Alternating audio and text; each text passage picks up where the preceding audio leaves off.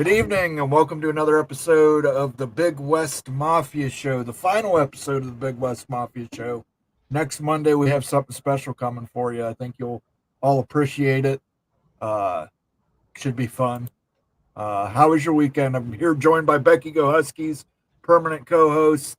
Mr. Sergeant Pickles could not be here tonight. He had a family situation he had to handle, so we wish him the best as he's trying to keep an eye on his kids. I'm sure that's kind of exhausting, and I'm glad I don't have kids because of that. So I'm glad I don't have twins at infant twins. Infant twins, and then a 3-year-old, I believe Sergeant Pickles has running around. That's that's too much.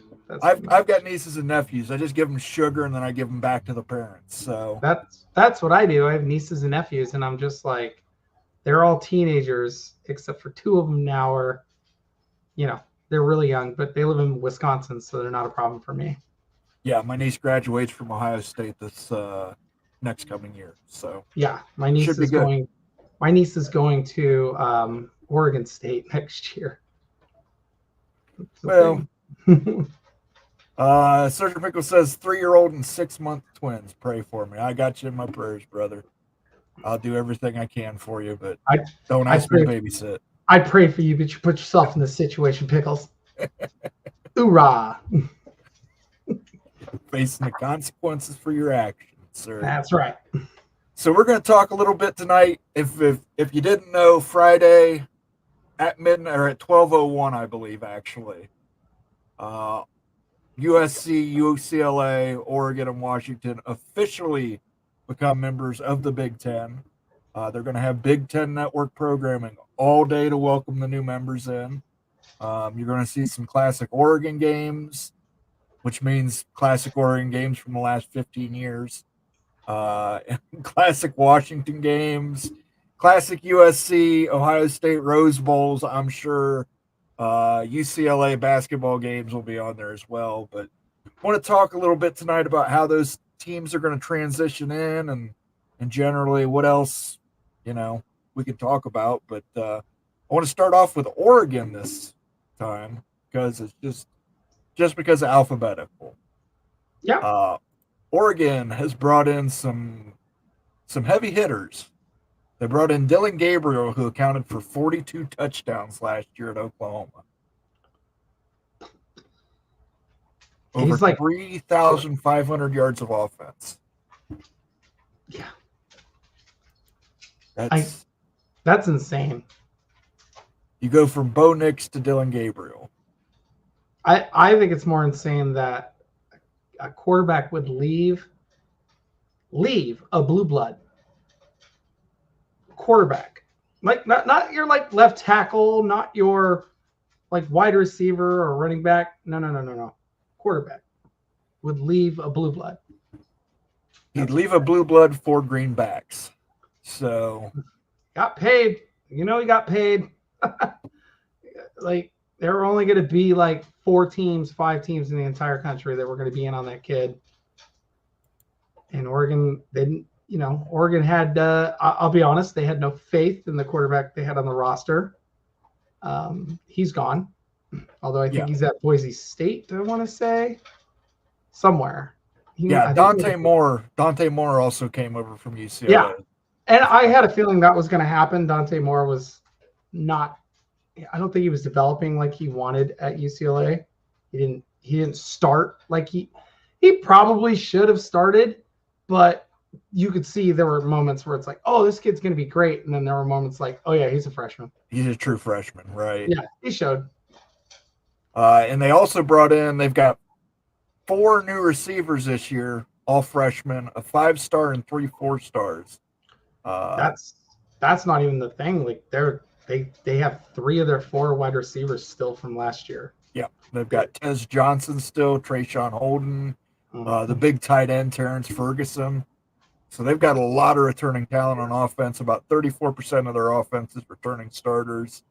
And then you add Dylan Gabriel. Their defense is really something that's going to be something you're going to want to look at. Kobe Savage, Cam Alexander, Jabbar Muhammad, Derek Harmon, Jamari Caldwell all came over in the portal. High school recruits, 4-star edges, 4-star safety, 4-star cornerback, 4-star defensive lineman. Oregon is what they say in the business is stacked. Yeah. Oregon said, "Oh, we're going to the Big Ten. Oh, like we got to get better." I think the craziest thing in the world was them playing Georgia 2 years ago. That was one of Yeah. my favorite games. Like it's one of mine, but all they've done since that game is get deeper, deeper, deeper, deeper. Like they're ridiculous now, and it's like only in the portal era could you go from having, oh, we're pretty good, like maybe one, our D-line rotation, because that's usually where the teams in the South get teams, the D-line rotation. Like, oh yeah, we got 3-4 guys who are good. Now they're like 8 deep. Only in 2 years. Only in 2 years. It's stupid. Shonsky brings up a great point. Oklahoma didn't want to lose their future quarterback. That there was a youth movement in Norman, so it wasn't shocking Dylan Gabriel left, but how quickly he left, how quickly they came to a number they could both agree upon. He never even hit the open market. He never did. Like it was like within a week of their of Oregon's season being like, it was within a week of like the Pac-12 title game. Yeah, he was signed. Like he was done. Like that was insane to me. Like he was like, it tells me there's something more there. I don't know a whole lot. I didn't dive into that, but it probably tells you, Mo, and the same thing it's telling me. Not everything was right in that locker room down there in Norman. Yeah, definitely. Probably, and he also had to look down the barrel of joining the SEC versus joining the Big Ten. Might be a little easier path in the Big Ten this season than, say, in the SEC, staring down the barrel of some of those defenses over there. Not in that, the quarterbacks in the SEC, it's loaded this year. The SEC has quarterbacks. Like last year, none. This year, quarterbacks. It's crazy. Yeah, and before we get too far along here, I want to send out thoughts and prayers to our friend Daniel Gygax, who lost his father yesterday. So, Daniel, I know you're not here live, but if you happen to catch this on replay, we are thinking about you, buddy. Take care. If you need anything, don't hesitate to reach out to any of us. You're a good dude. Illini Ted says, I saw the flyover commercial is officially staying and being updated per Tony P. I still think it should start at Rutgers and end on the West Coast. Should end at the Rose Bowl, sunset of the Rose Bowl. It should. I have no idea how it's going to work. I mean, like, because the weird thing about the whole flyover commercial is it shows the stadium. UCLA's campus isn't in Pasadena. Right. 8 miles away or whatever, like 12 miles away. Like, I don't know how they're going to do this, but they've got to figure it out. But I don't care. At 12:01 a.m. That's going to be the Friday first morning. thing. Yeah. That needs to be the very first thing we see is that flyover commercial because it'll generate massive buzz when people wake up in the morning. I think you're going to see that hit Twitter right at that same time too. So. Oh yeah. Well, because we're out here on the West Coast, we're going to see that immediately because we'll all be awake. We want to live forever, people. Like I'm going camping. I won't see it, but darn it. Bob Swanger's in the house. Good to see you, Bob. Would love to hear Moan's take on the 4 incoming coaches. 3 were good, but Foster good gravy. Yeah, he inherited a shit show, and he's going to have to take a big old bite of that. But you know what? I'm not going to count him out. I've seen stranger things happen. He might come in there. He's a player's coach. He might come in there, turn that whole program around, get those kids to believe in him, and win 6 games this year. Yeah, I think the other 3 we know, like they like Fish has turned teams around. Lanning's building a monster. Yeah, and obviously we know what Lincoln Riley can do. If you want to win a Heisman, go play for Lincoln Riley. It's essentially how it feels. But Foster's that like, he has no head coaching experience. He was an assistant, like a running back coach, but this dude bleeds the blue and gold. So I don't see him. Like you said, it's a shit show this year, but I think next year he's going to recruit. I think the guy can recruit. Yeah, I mean, you're recruiting LA. You're recruiting Yeah. Southern California. Even a 3-star is going to start falling to you. That Yeah. you can work on that kid. So I think he'll be fine in time, but like you said, this year is it's not looking great. But I will say this though, they have a decent quarterback who's not going to be intimidated by the Big Ten. He played at Kent State. Yes, he played at Kent State. He played at Oklahoma. He played at Georgia. He's played in Seattle against Washington. He did that all in one season. He's not going to be intimidated going into Big Ten environments. Like, let's get that notion out. And he was successful. So if they let him actually like throw the ball, I think they'll be fine. Last year they didn't trust the quarterbacks because they had great running backs behind him. They don't have that luxury this year, so we'll see. and they had really good defense last year too, and I think incredible defense. They returned quite a few starters too, so it should be interesting to see how that defense holds up. The question on UCLA is their front seven. They're specifically their edge rushers. Their edge rushers were the best in the country. You could not compete with that. Nobody could block them. They're gone. And then their defensive coordinator is now the defensive coordinator at their rival in Los Angeles at USC. Jury's out on whether he can flip that. That might be a shit show for a year or two before he gets it righted. But UCLA is, like you said, they're back four. Those guys are all back. They're really, really good. Ask anybody who played them last year in the Pac-12, outside the Pac-12, that the secondary is loaded, and they're not going anywhere anytime soon. So yeah, and I mean USC, their defense is going to remain a shit show if they keep losing commits. I think they've lost 4 commits over the last 5 days. Oregon keeps losing recruits to other schools like Tennessee and that because the kids' girlfriends are going to these schools. So this is why I never take any. I don't care about recruiting rankings because they don't matter until you sign on the dotted line. Right. Until you sign. Then it matters. It's like, oh yeah, you got the 10th rated class. Cool. Now, how many of those dudes will still be there with the portal era? How many of those dudes will still be there next year, the year after, the year after? We'll know. That's how we'll know how good you are at recruiting. So if you can, I think at this point, if you can maintain essentially your draft class, that's where we're going to be. I mean, you're an Ohio State fan. Like the Ohio State Buckeyes have really dipped hard into that portal, and come away with some really good studs. But at the same time, Day is still out there trying to get 4- and 5-star kids to go, hey, play here, stay here. Like that's you got to build the system. You got to build the system for sure. Yeah. Before we move forward, let's say hello to some people.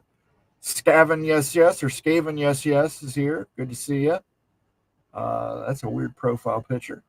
How to explain that one to me? Looks like a World of Warcraft rat or something. Yeah. That's pretty gnarly. That's nice. Bob Swanger's in the house. Hi, Bob. He's said hello to Shonsky already. Illini Ted's here. Timothy Green's in the house. Good to see you, Timothy Green. Hi, Tim. Braska Rascal. Hey, Becky, I saw Washington had a big recruiting weekend with the luau on the lake. You're going to have to tell me about that. We may have stolen a 3-star offensive lineman from Minnesota. Like their biggest recruit gone. Yeah, we went from the 23rd ranked class to 13th. Pretty good. We talked about it last night. Ohio State went back to number 1, but only because kids have flipped from Alabama to Auburn. Yeah, I was gonna say, like, kids are just flipping there. Washington just like they're just cleaning up 4-stars now. He's looking for depth. I think they're just recruiting them to like get depth and stuff like that. But the 3-star kids, but the 4-star kids, he's really started. They're getting them in like athletes and quarterbacks and secondary guys. Like the positions you really want, and you don't have time to develop. They gotta get up and go. But he did steal the biggest recruit from Minnesota. Sorry, Greg. Well, Tony has good news, though. It's official. You can now buy hard liquor at Minnesota sporting events. Is that not a thing at like professional games too, or is that just? I believe you could only buy beer there before. Oh, man, that's pretty awesome. I gotta say, although I will say this, I went to a Mariner game a couple of weeks ago, and I got 2 drinks. They were both doubles, and it was $60. So, Jeez, what were you drinking? Hennessy? Tequila. That was the well. That was the well tequila. That was the well tequila at T-Mobile Park in Seattle for a Mariner game. Yeah. Well, if I ever go out there to see the Buckeyes play the Huskies, I'm just smuggling it in. Oh, no. The beer, all that. Oh, Moen, no. That's the Husky Stadium. Like $8 for a beer. Yeah. Well, I'm not interested in beer. I want some hard liquor. Do they serve? Oh, they don't serve hard liquor inside the stadium. Okay. Everywhere. They do serve it in like, the special section where you pay more, but mostly because they just want to, but it's okay because you'll be out in the parking lot having all the drinks you want, and then we just go in liquored up. Good to go. Tailgate. Ryan Willie, have they added the West Coast teams to the promo yet? We were just talking about that. We're probably going to find out. That's probably going to be the first thing that airs Friday at midnight on Big Ten. I swear if it's not, we riot out west. I still think you should start at Rutgers and end at the Rose Bowl, but that's probably not going to be the case. They'll probably keep it traditional. Go west. I'm just like, are they going to start north? If it stays west, does it start north or start south? Because you have to loop around no matter what you do. Yeah, it has to start north, I think. It's going to start at Washington and end at Rutgers. I could see it starting at USC and then going to UCLA and maybe then going north and ending it, and then keeping the rest of it after that. Like, they really only have to change that little section. I'm just curious what the angle is going to look like now, because, before you're looking west, so you can see the mountains and all that. Mm-hmm. They're going to be able to fit all that on there now. How is it going to shift? We're going to see the whole country, or is it going to stay where it is? And we're looking west still, and we'll just see the Space Needle. And we'll find out. And I'm sure, I think on Friday, we're going to have the 2 new announcers they brought over from the Pac-12 network are going to be heading up most of the coverage that day. So if you've got Big Ten Network, you want to tune in for some fun. I know the West Coast people are excited for it. Those of us in the Midwest were excited for it. Friday starting at midnight, you're going to have some new Bigger Ten football to tune in there too. But not only did the Big Ten kill the Pac-12, it killed the Pac-12 network, took its biggest brands from the conference, and then took its 2 best announcers from its network. Ashley Adamson and Yogi Roth. You guys are going to love them. They're amazing. They really, Yogi makes every game fun. He is so knowledgeable. You're going to love him. And you West Virginia folks, you'll hate him just because he went to Pitt. But, that's another day. Moen, any takeaways from Jonathan Smith media days? I think he'll do an okay job at Michigan State. It's going to be tough. Now, the rumor is going around that as early as tomorrow, Michigan is going to be hit with a notice of allegations. And the NCAA is going to be seeking a 1 or 2 year postseason ban, but not vacating any wins. Yeah. Which I see the conference and Michigan fighting. Right. But they also said it would not start this year. So right, it would not start this year. It would be a following year. It would be the following year, but because they would be able to appeal it. In today's day and age, where you have to be able to compete for a national title, a postseason ban could set you back a couple of years, even if it's just 1 year. Like that. And I could see Michigan going, we have to fight the hell out of this, because that's not right. But Jonathan Smith and other coaches could pounce on that and flip some of these kids and say, hey, do you want to not play in a postseason, or do you want to come to Michigan State and help us build something here and get little brother back on top of big brother? Especially Jonathan Smith. Michigan's a good state for football. He's got to get those kids to start committing to them just as much as they're committing to the Ohio States and Michigans of the world. So I think he'll do fine there. This year is going to be a little, they lost too many guys on defense to the portal. But I think they brought enough guys in on offense that the offense is going to be super exciting. But yeah, I think defensively they're going to be lacking in spots. It's going to show up. But offensively, they've got a great quarterback. They've got decent offensive line. They've got a tight end. They got some weapons. I think offensively they could put up 60. Now, will they give up 70? Sure. Basketball game. Les Austin Jr. says you have to develop and keep your players so there's chemistry. I think we can all agree to that. Yep. And it won't hurt that Jeremiah Smith is playing his first down at Ohio State. If you're good enough, they will put you on the field right away. So, yeah. I mean, the cool thing is you get so much playing time now that like you could play a couple of games and it does not like affect a red shirt or anything like that. So that's always the best thing in the world. Get out there and get the kids in the first game of the year and just see against a bad opponent. Let them roll. See what they can do. Oregon, UW, and USC posted photos of their players and coaches on a private jet to media days. UCLA flew commercial. They did. Yeah. You got to pinch pennies down there. They got to pay Cal $10 million a year, Yeah, Washington had, I believe it was paid for by one of the boosters. Oregon, USC, probably. We know Oregon's booster. Yeah. We know who he is. USC could be anybody.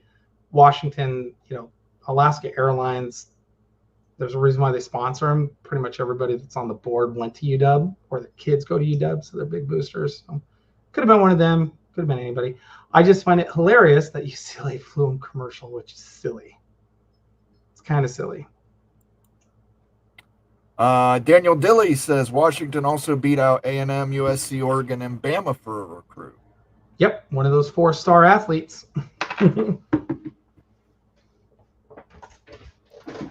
The Big Lubbock says AT&T Jones Stadium sells Raiderland Red Lager. We have here in Ohio State, we have Land Grant Brewery, which is founded by one of the guys who runs 11 Warriors.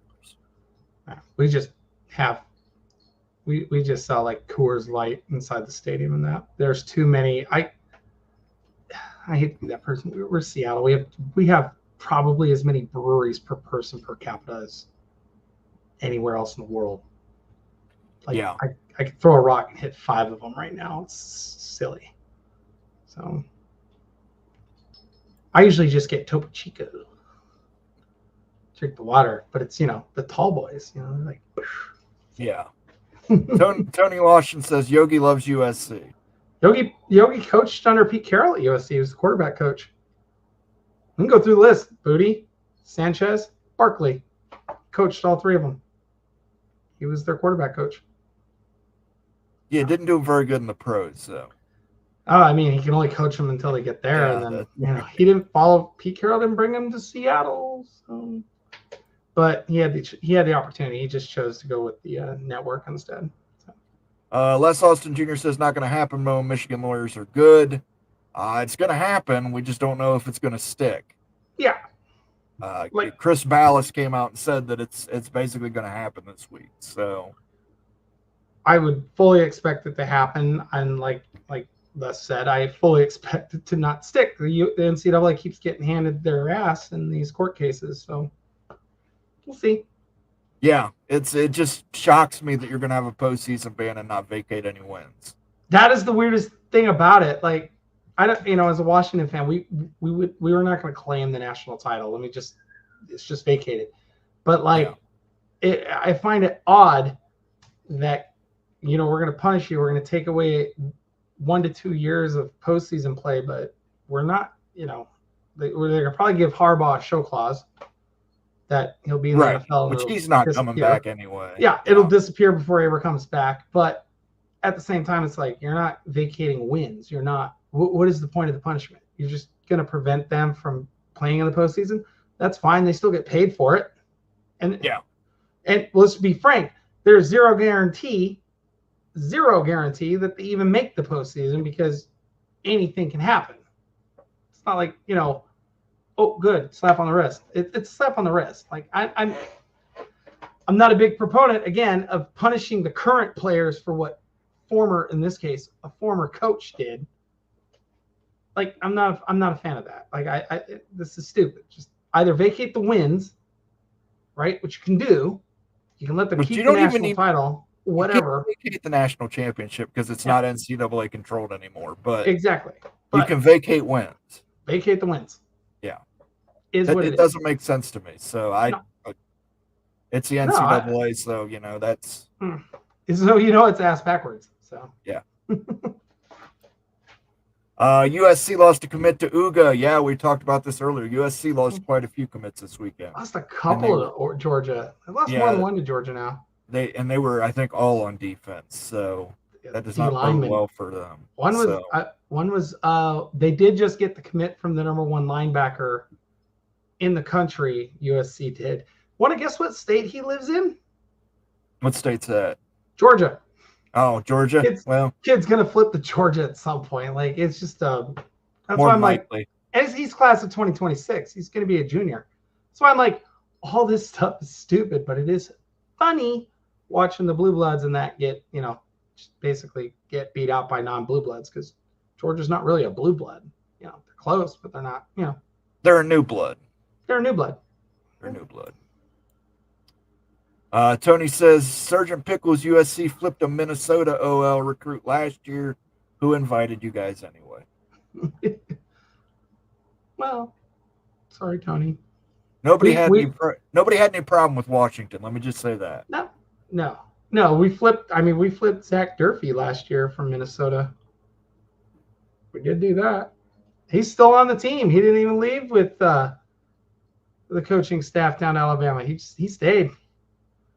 And he's one of those players who got told he couldn't transfer. True story, Moen, you might get mad at this. They counted his transferring. He was at North Dakota State as a student. He transferred to Sioux Falls, where he played sports. He did not play sports at North Dakota State. When he transferred to Washington, they counted that as a transfer and made him sit. Like, he sat all year until the NCAA got their butts handed to him by that West Virginia kid in court, the basketball player. So, who's from Washington? Yeah, point that out. So, Nathan Campbell's in the house. Good to see you. Me, Nathan. Nathan. Stormy Cyclone says, second time watcher. Becky, Oregon brought the duck to Indy. Does Washington bring an inflatable husky next year? No, God no. No, because we're not in it for clicks. They're in it for this is Oregon. Look, there are two things everybody should know about from the Midwest when it comes to Oregon. They want flash, they want pizzazz. They have no history. They can't offer anything in terms of tradition. So they go out and do stuff like this. I will say it was pretty cool, though. I will also say if that thing shows up on Montlake, they know it doesn't make it out of Montlake. It probably gets found at the bottom of Montlake. So. Yeah, it's the Olentangy's not even deep enough for that thing to float. So I don't think we need to worry about it in Ohio. Les, you guys need to stop the assumptions because no one on the show is a lawyer negotiating. I'm just telling you what Chris Ballas said, Wolverine Insider. This isn't my information. He came out today and said looking for them to hit this week, and he expects a 1 year or 2 year postseason ban on it. So I just and I don't fault Michigan for fighting it. No, no, I would fight it. I think it's stupid. Fight it. The current coaching staff and the current players had nothing to do with any of that. Fight it. It should not be a thing. You already punished the guy. You punished the head coach. Done. The fact that they're even bringing this up now is the NCAA slow, pathetic crawl that we see all the time with things. Years. I'm shocked. Honestly, I'll be a little honest. I'm shocked we're hearing about it today and potentially this week when it's only been like 8 months. I think that show coming out on Netflix with Connor Stallions probably pushed it up. Oh yeah, that's probably why you would be hearing about it this week. So let's move on to UCLA. Talk a little UCLA here. Returning production. We mentioned Ethan Garbers earlier. Over 1,000 yards passing, 11 touchdowns. Running back TJ Harden's back, had over 800 yards last year. Logan Loya, the wide receiver, had 700 yards. Michael Sturdivant, the other wide receiver, had 600 yards and 4 touchdowns. And they've added some people on offense. They added the wide receiver out of Notre Dame, Rico Flores. They added the offensive tackle, Ruben Unje, out of Houston. Yeah. And Michael Carmody, the offensive tackle out of Notre Dame, has 2 years of eligibility remaining. Bryce Pierre, the tight end out of Arizona State. And then they've got a couple 4-star recruits, 2 offensive linemen, and they've got 1 wide receiver coming in. So we talked about it, Deshaun Foster, new coach, new look defense. What do we think for UCLA this season? What do we think stands out for them? Well, I think the biggest thing is, first off, the associate head coach and offensive coordinator is one Eric Bieniemy. Now, for those who don't know who Eric Bieniemy is, he's the former offensive coordinator for the Kansas City Chiefs, and he left there after the previous Super Bowl, but Super Bowl the year before, after he left to be the offensive coordinator in Washington under Ron Rivera, who obviously was fired, so that it made him a free agent. They probably have the best coaching staff you can create in terms of people who know people. First off, Malloy is taking over as defensive coordinator. He has a history under Chris Peterson. Yep, there with Chris Peterson. He left when Chris Peterson retired. He's taking over a defense, like I said, that's still really good. Deshaun Foster didn't even hesitate, kept him. They have Juan Castillo stayed on as their offensive line coach. Their O-line was great last year. They've got, Jerry Neuheisel, son of the Rick Neuheisel, as tight ends coach. So they've got some pieces in place to recruit and coach guys up. And from everything I hear, these kids who are on offense are ecstatic to learn from Eric Bieniemy. Like, ecstatic. Players coach. And Eric Bieniemy is trying to become a head coach. The NFL is his ultimate goal. I think the world knows that. I think we could probably say that. I will say this: if you're curious what they're going to look like offensively, I would not watch the Chiefs. They're not the Chiefs. Right. They don't have Patrick Mahomes. I would go back and watch, I think it was 2010, 2011, 2012-ish Colorado Buffaloes football, because he was the offensive coordinator then for them. So if you want to kind of see a little bit of offense, what they're going to look like, it's going to be that. But I guarantee it'll have some West Coast stuff mixed in that you see. And probably a little bit of that Kansas City. It kind of shocks me he never got a chance to be a head coach in the NFL. No, and I think part of it was he never called plays for the Chiefs. Right. He does. So I think that's part of the issue. But I think, everybody who's played for him loves him. So I don't understand the hate. I don't understand the hate at all. Like, I just don't get it. So, I think he should be an NFL head coach. But I think he's just, but now he's doing this. I think UCLA is in great position to be good in a couple of years, but they're going to take lumps for a couple of years here. I think we can all agree on that. But they got money out there. They got money in the NIL program. They should, Let me say, the scariest thing out west is UCLA waking up and getting their boosters to actually pay for things. If their boosters actually wake up, there isn't a team. There isn't a blue blood with more money outside of USC. There just isn't. UCLA has multiple billionaires and millionaires. And let me just say this: UCLA's boosters are all big time CEOs, big time movie people, big time. Like, there's not a whole lot they can't do. If UCLA's boosters get, it's a sleeping giant. Best way to put it, they're a sleeping giant. They are sitting on a pile of gold. What is that, Smaug? Smaug, yeah. Smaug. Yeah. Same thing. It's a freaking dragon sleeping on a pile of gold. They just have the dragon guarding it. They just never go in there and try to poke the dragon and get it off. That's UCLA. Jose says Kirby Smart is not happy that Riley is forcing UGA to overpay now to simply retain Georgia recruits. It's not even Kirby's not even mad about Riley. Kirby's mad about Lanning. Yeah. Lanning. Oregon is doing they're creating a law specifically to prevent boosters from just giving kids money. And I think the Congress, the one I saw, I can't remember who it was that posted it. That sports law guy. Mitt Winter. Yeah, I think Whitner. He posted it. Well, what I read, I understood, and I might be an idiot, so forgive me. My legalese is not the best. Basically, they're creating a law to prevent the boosters from handing the kids NIL money. So it's going to have to go through, and in Phil Knight's case, it would have to go through Nike. So Nike would have to actually pay the kids. So they could tell Phil, they could legally tell Phil no, and there's nothing Phil could do.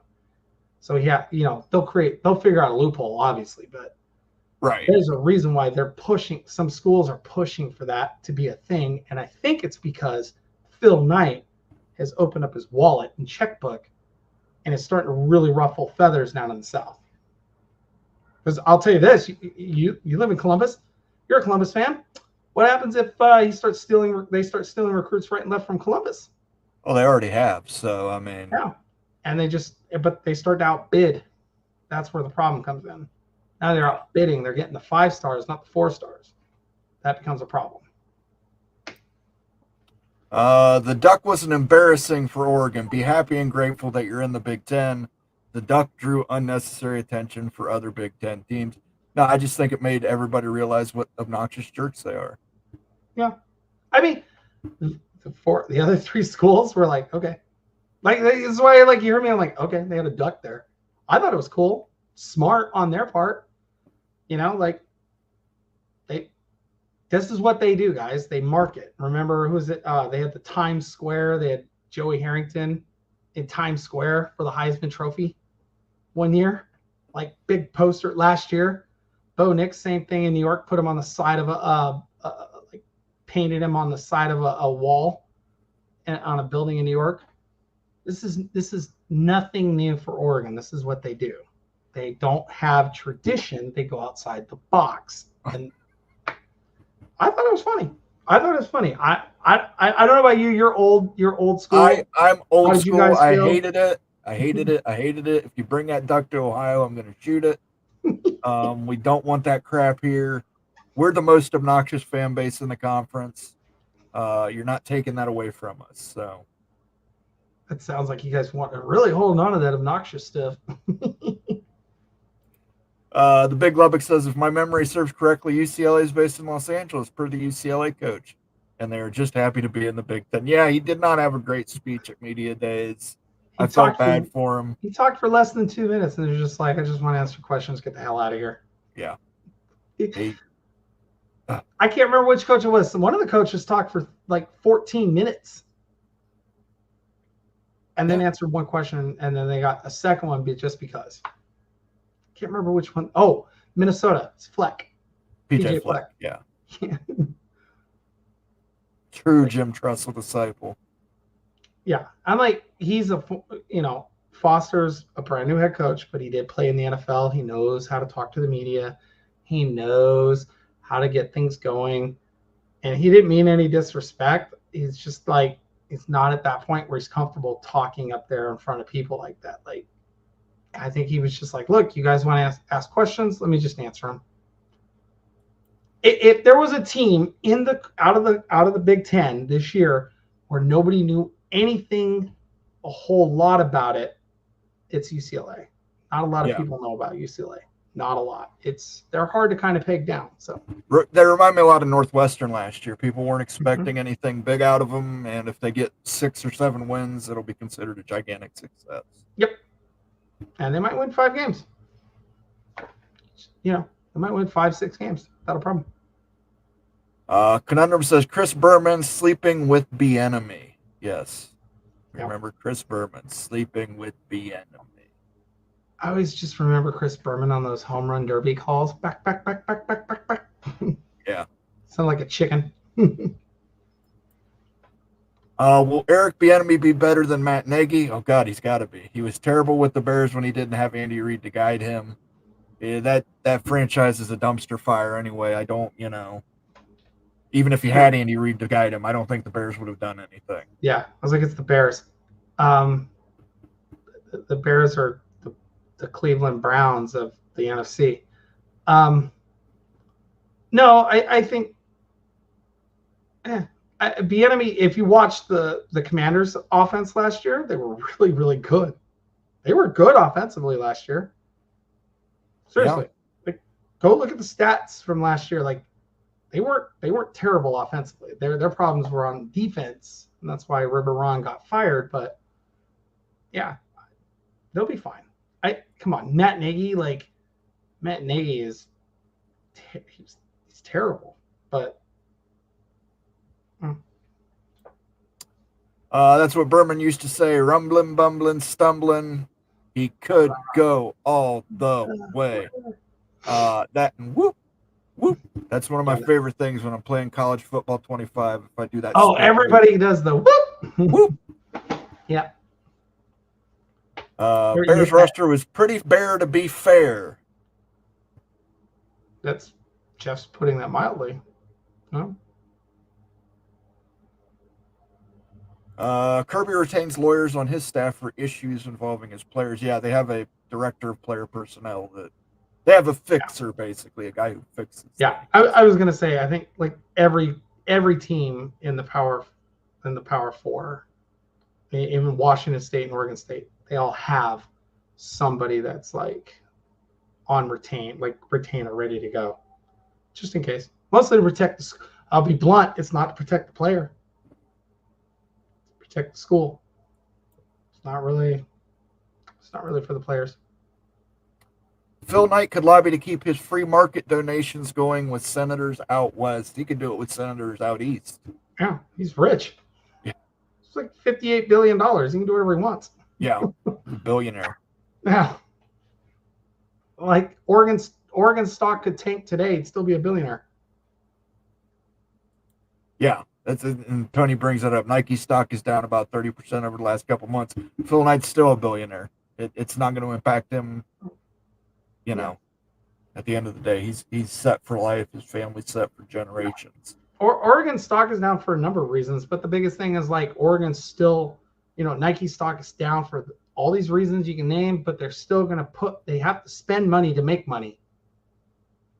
They're just going to keep spending it. By the way, Nike doesn't just have any deals with Oregon players. If you see the little swoosh on a jersey somewhere in America, Nike most likely has something with a player on that team. Yeah. So it's not just Oregon. Oregon just gets a bunch of free stuff from Nike because they can write it off. But Nike, I think Oregon and Oregon State are the only two that get Oregon State, Stanford, the only ones that I've heard get free stuff. Stanford, a lot of people don't know this. Phil Knight went to Stanford as well. That's where he got his graduate degree. Steve Moser says, one time Mike Leach's opening remarks at SEC Media Days were high on Mike from Mississippi State. Are there any questions? Yeah, but that's because you could ask him a question like which mascot would win at a fight if they were all real. And he would answer and he answered it. That was my favorite Pac-12 question. He's like, Does the Ute have a gun? They get a rifle? I mean, the Sun Devil's going to be the problem because, it's the devil. Yeah. Like, we're talking paranormal. It's like, good Lord. Always been Illini Ted doesn't mind the duck. Market to the younger generation. This is why Illini still continue to debate on whether we need a mascot now that Chief has been retired. Bring out the otter. Give us the otter. Give us the water weasel, Illinois. I totally saw this thing on TikTok, and it was like Wisconsin mascot was doing this thing, and it was the Minnesota mascot. And I was like, why do they have a beaver? Because it was like holding its tail. I was like, why do they have a beaver? And it dawned on me that was Minnesota's mascot. Yeah. Felt like an idiot. Golden Gopher. Well, let's talk about some golden team here. Yeah. Let's talk about the Trojans. Yep. That's where we're going to next. Oh, boy. All right. USC Trojans. Where can we begin? to tell you the story of the USC Trojans. Well, they're returning production. They brought back quite a few defensive people. Outside linebacker, defensive back, outside linebacker, inside linebacker, Mason Cobb, Jalen Smith, Eric Gentry, Rayshawn Davis. Can they tackle? Bear Alexander. Alexander at tackle. He's a beast. Absolute load. Yep. He's a big dude, but I mean, can they actually wrap up and tackle this season? Well, he can.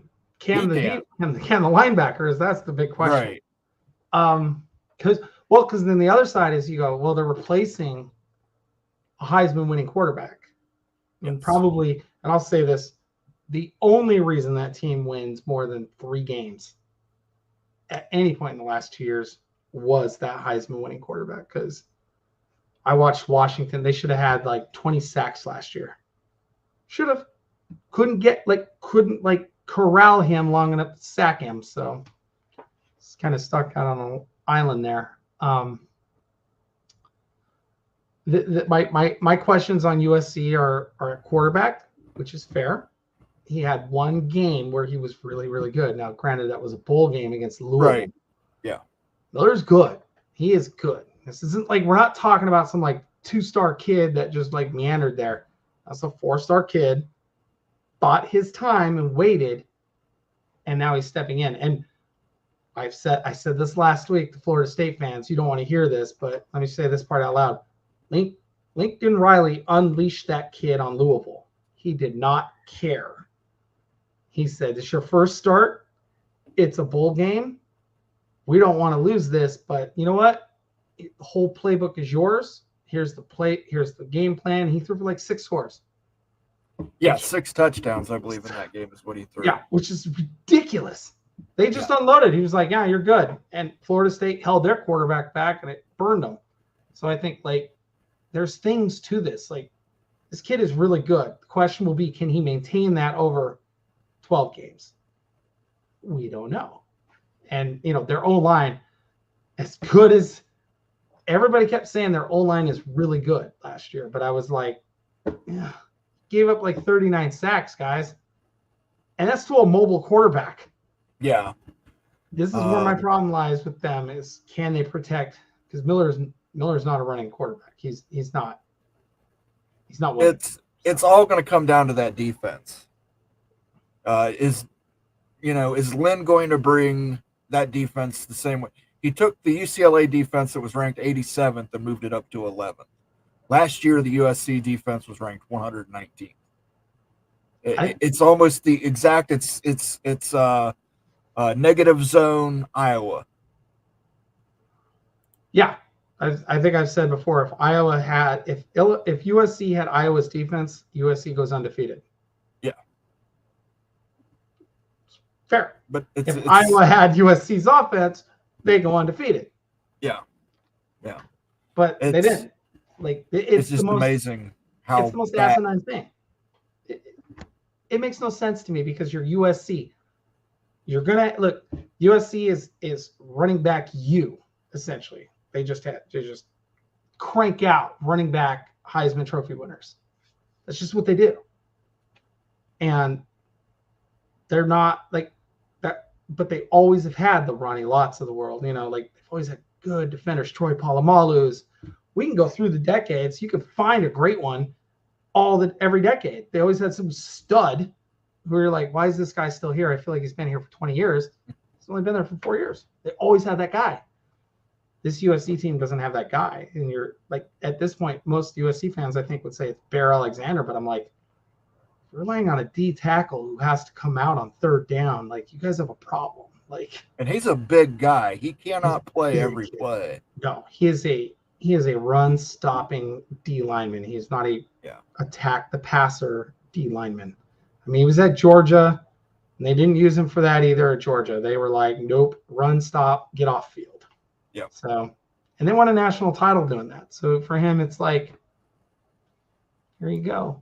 I think their issue is that at linebacker, if their linebackers can just improve a hair. They had a dude who was like 6'7" or 6'8" and 200 pounds playing linebacker.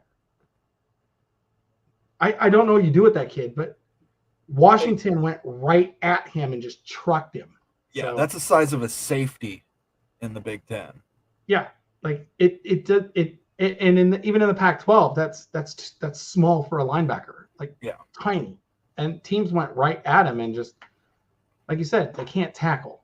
So if they improve, I think I saw some stat. It was like if they improve by like 2 yards per stop, like per play, just on stops, which is, guys don't know, it's like 18 yards a play, it feels like.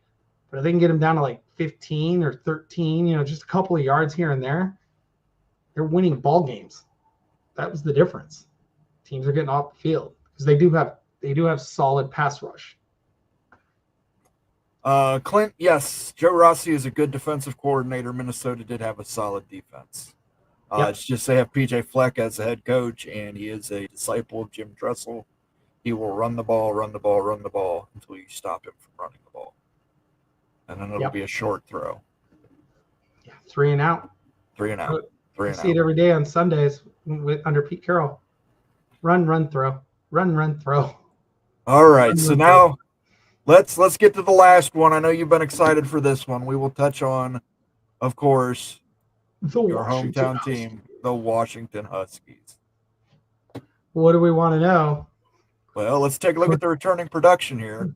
Cameron Davis comes back. Giles Jackson comes back. Denzel Boston comes back. Quentin Moore comes back. Yep. It's like 4 guys. Yep. 7% of the offense returns. Yep. I'll say this. Giles Jackson, stud. If he doesn't redshirt, he's probably playing in the NFL, and we're talking about Polk still at UW. He voluntarily redshirted. I want to point that out. He voluntarily redshirted. He wasn't asked to do it. He just did it because he knew, like, playing time is going to be a thing, and other guys couldn't redshirt, right? He came in and they tried so hard to make sure they could not burn his red shirt after the McMillan injury. So I'm glad that he's there. The big thing is the defense brought in some guys. A lot of transfer guys are on the defensive side of the ball, and the O-line. The O-line is not.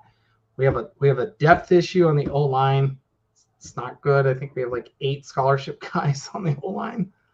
It is not a great. It's just kind of like we're gonna have to go with it here. Obviously, if anybody becomes available in the portal right now, they're going to shoot and try to get them. They've got very physical. They're big. They're going to be big. They're going to be athletic offensive linemen. So we'll see. Defensively, if you know what the Patriots defense looks like, you can kind of guess what Huskies defense is going to look like. It's, Belichick runs the defense, and not that Belichick, the other Belichick, his son. Carroll, not that Carroll, his son, Brennan, runs the offense. So, and he ran the offense last year at Arizona, but this is a big but Jed Fish calls the plays. So we'll see how it goes. Fish made a comment last week at the media days about having the iPad on the sideline, and he goes, the best part is now so you don't have to wait a couple of days for a guy to go, I thought it was I went to do this, and then they look at it and go, well, that's not what you did. Why'd you do that? And he doesn't know. They can actually catch him in the minutes. So it's kind of like the NFL. We're like, I didn't know I had to do that. And they're like, what are you talking about? We went over this. Why'd you do this then?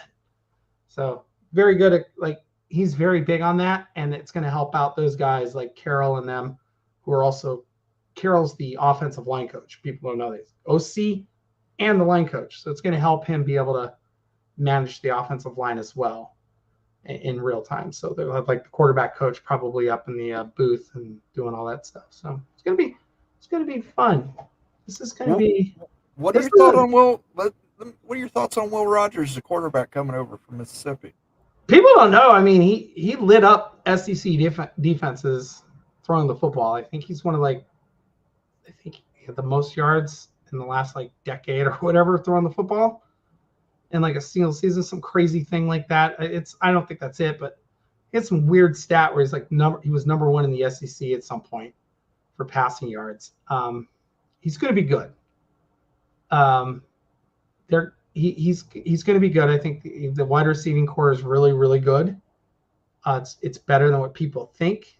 The question will be, can he call out? They have the helmet now, so he gets to play in his ear, but he still has to play quarterback and adjust the offensive line for blitz protection. So it depends on how well he does there. But this is a team I think they're going to shock a few people.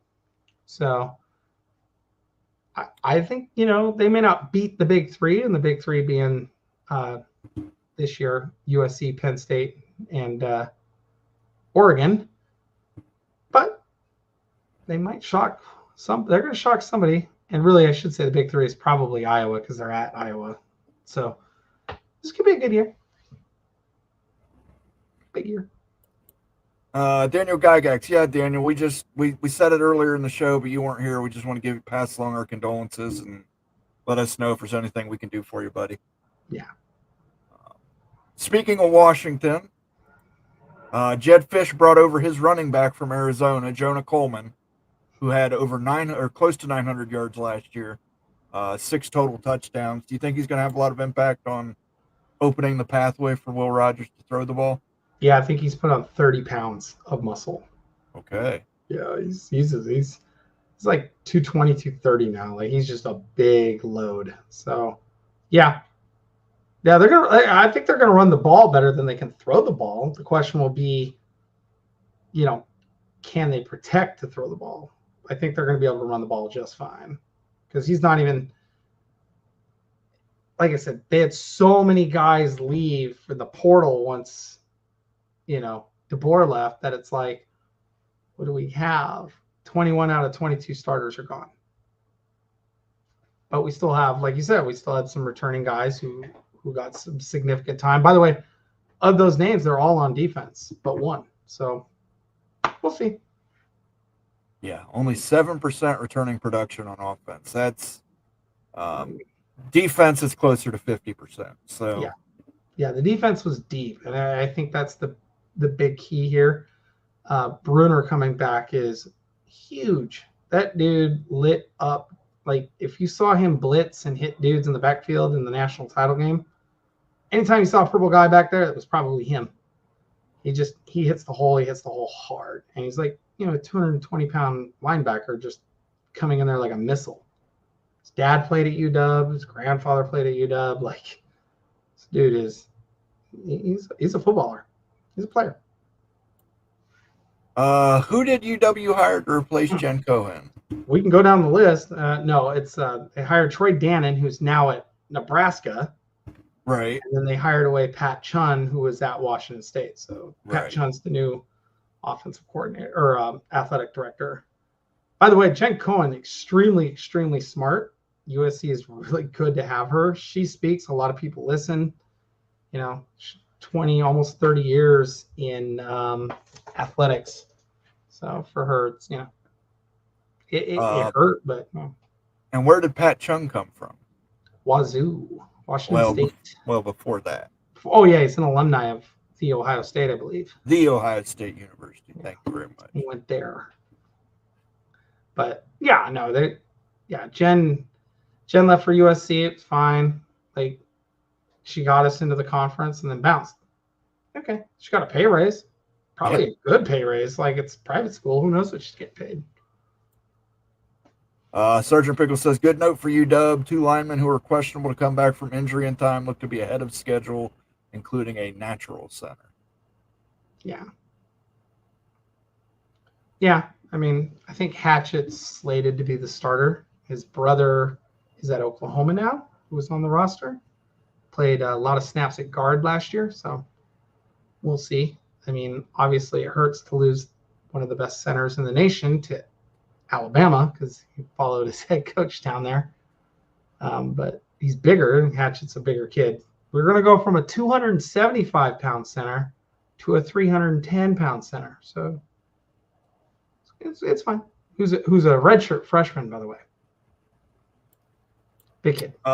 Yep. Expedition Greg says, who will get more receiving yards for Ohio State, Amika Ibuka or Jeremiah Smith? Who's going to run the deep routes? I don't think it's Ibuka. Yeah, it's probably going to be Ibuka because he's going to run the deep routes. Jeremiah Smith's going to be more of a slot receiver, I think. So, Yeah. Whoever runs the deep route more. I'd go with Ibuka. I also think he'll be open more just because he's a better receiver, but Smith's really good. with Jeremiah Smith, though, he is special. He He is a is. special guy. All right, I think we're going to wrap it up here. Any final thoughts, Becky, before we wrap up this final episode Yeah. of the Big West Mafia Show? Yes. Conference becomes conference on Friday. Pac-12 is a 2-team conference as of Friday. 2 more teams in the ACC as of Friday. 4 more teams in the Big 12 as of Friday. It's a sad day. August 1st is going to be a very, very sad day overall. And then it's just going to be a new beginning on Friday. I'm sad that we're leaving the conference, but excited that we're joining the Big Ten. It's just going to be a weird transition period. Yeah, it's, you're just like our crazy cousins from the West Coast. I would put it that way. And we're going to have some awkward family reunions until we get used to it. Yeah. But look forward to next week, guys. There'll be a new show here on Mondays at 8 p.m. We haven't figured out a name yet. We're trying to figure it out. Going to be all Big Ten. We've got 18 teams in the Big Ten officially next Monday. So tune in for that. I will be joining Sergeant Pickles and Becky Go Huskies on that. And it'll be a good time. We might even have a special guest that week. So real quick, definitely, yeah. Moen, real quick, who do you have at the top of the conference? Your top 2, and then who do you have at the bottom of the conference? Your bottom 2. Oregon and Ohio State I have as my top 2. My bottom 2 are probably Purdue and Illinois. Poor Illinois. Purdue is going to be my bottom of the conference. No, I have Purdue at the bottom too. I also have Oregon and Ohio State at the top, but I don't have Illinois at the bottom. I have UCLA. Ugh. It's gonna be that kind of a year. Might be. We'll see. Yeah. But just programming reminder, tomorrow at 8 p.m. Big 12 Mafia Show. Wednesday, time to be determined, will be a members-only stream called The Sit Down. And then the Big Freakin' Friday Show at 8 p.m. on Friday. And then next Monday, tune in here. You'll figure out what the name is. Maybe we'll announce it on Friday's show. Yeah. We'll come up with it. We'll figure something out. We'll get all the graphics put together, and we'll announce it on Friday's show. But I want to thank Becky for letting me co-host tonight. Sergeant Pickles, hopefully he's holding that fort down there. And we will see you guys next time. Peace out. Peace out.